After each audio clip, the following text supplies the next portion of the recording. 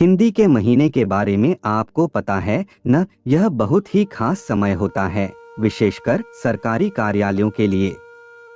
इस महीने में हम काफी हद तक अपनी मातृभाषा या राष्ट्रभाषा, लेकिन कानूनन सरकारी यानी राजभाषा हिंदी के आंगन में सम्मान के सुंदर पौधे जरूर लगाते हैं।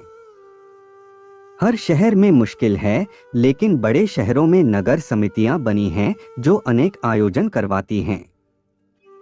कार्यालयों को इन आयोजनों में बढ़ चढ़कर हिस्सा लेने के लिए आग्रह पत्र भेजे जाते हैं।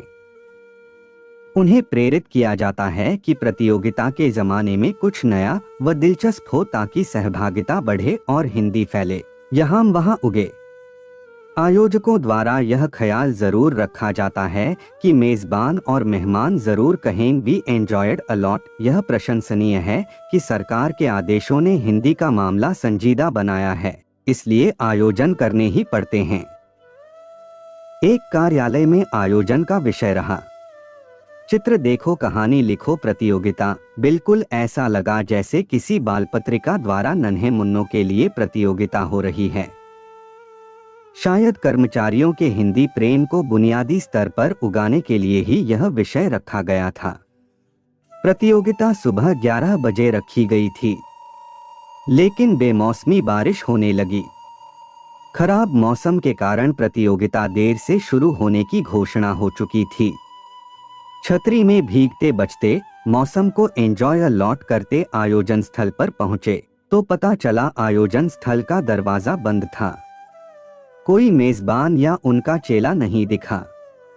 समझदार आयोजकों को पता होता है कि आएगा आने वाला तभी पुरस्कार पाएगा। दरवाजा खोला तो देखा मीटिंग चल रही है। यही सोचा कि गलत जगह आ गए हैं। गलत समय पर आने वाली बारिश में भीगा चेहरा साफ कर देखा, लगा कि जगह तो यही है। पूछ ही लिया, क्या यहाँ हिंदी से संबंधित प्रतियोगिता हो रही है? जवाब मिला, no, it's a seminar on English teaching. अच्छा रहा कि आयोजकों का कार्यालय सामने ही था। वहां से पता चला कि प्रतियोगिता कर्मचारी मनोरंजन कक्ष में कुछ ही कदम की दूरी पर हो रही है।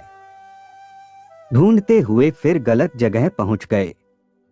फिर काफी सीढ़ियां उतरकर मनोरंजन कक्ष पहुंचे। यहां भी दरवाजे के बाहर कोई नहीं, उन्हें पता था आएगा आने वाला।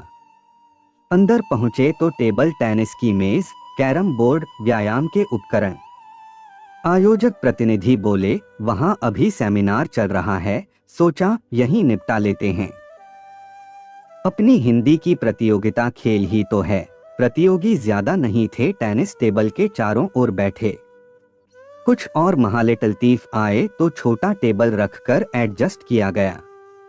इधर प्रतियोगी सोच रहे थे, उधर आयोजक विषय का साधन ढूंढ रहे थे। हाँ, क्या विषय था? चित्र देखो। उन्होंने चित्र ढूंढ लिया था।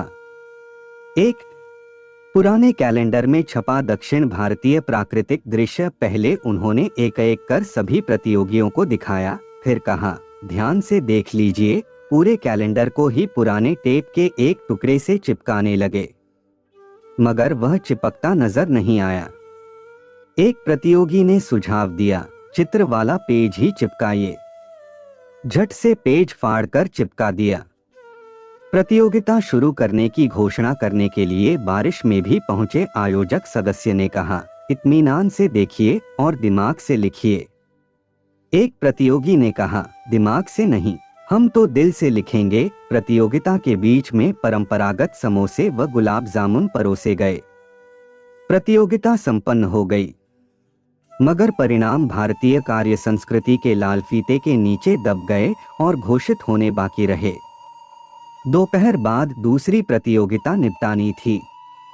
बदलते समय के साथ यहाँ अंदाज नया रहा। तकनीक साथ ली गई और मुख्य प्रेरणा स्रोत रहे समझदार बक्से पर आ रहे शो प्रतियोगियों के सामने स्क्रीन पर चित्र दिखाए गए व निश्चित समय सीमा में पूछा गया कि चित्र किसका। हैरानी यह रही कि इन चेहरों में फिल्म व टीवी से जुड़े चेहरे नहीं थे। आयोजकों, प्रतियोगियों व अन्य को खूब आनंद आया। उन्हें नयापन अच्छा लगा। सवाल हिंदी में पूछे गए, मुस्कुराहटों का आदान प्रदान भी हिंदी में ही हुआ। इस तरह हिंदी सप्ताह एक दिन में सही तरीके से मना लिया गया। इस कार्यक्रम से जुड़े सब लोगों ने एंजॉयड अलॉट किया। एक नटखट व्यक्ति का सुझाव था कि अगले पखवाड़े में रियलिटी शो जैसा ही कोई कार्यक्रम हो ताकि ज्यादा से ज्यादा लोग दिलचस्पी लें व प्रतियोगी भी बढ़े। बढ़िया है, हिंदी के बहाने कुछ तो हो रहा है। यह अलग बात है कि कुछ लोग इसे काफी कुछ कहते हैं और कुछ सिरफिरे हर कुछ कहते हैं। कुछ भी कह लो, हिंदी के महीने में आयोजनों के मोरों का नृत्य जरूरी है। आपका समय निकलकर हमारे साथ था, इसके लिए आपका धन्यवाद। अगली बार फिर से मिलते हैं नए और रोचक वीडियो के साथ। चैनल को सब्सक्राइब करना न भूलें। धन्यवाद और शुभकामनाएं।